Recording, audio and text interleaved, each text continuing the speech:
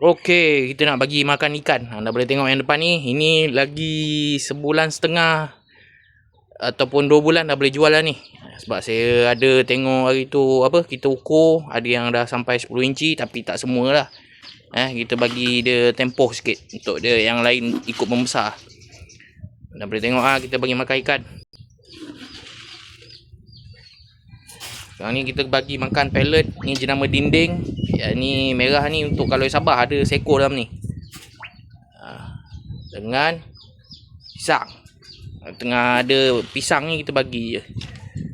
Anda boleh tengok kita tengah bagi makan ikan.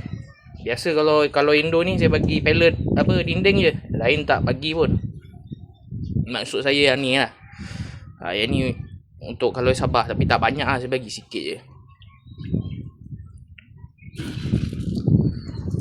Berapa tadi? 3,5.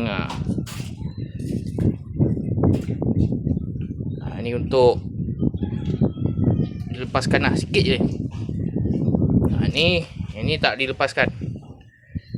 Ni ada 4 ekor dalam ni.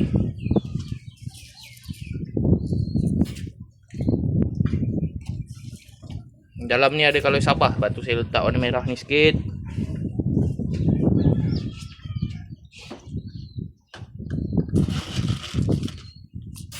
Tapi dia orang suka yang dinding ni. Sebab dia lagi besar kan. Tak tahu lah rasa sedap ke apa. Tapi kalau saya letak dinding ni memang ni atas dulu pellet dinding.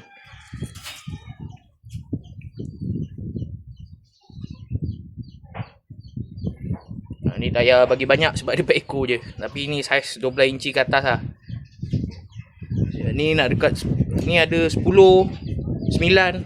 Kita bagi dia besar sikit, bagi banyak 10. Baru kita open. Kita open untuk orang beli lah. Okey.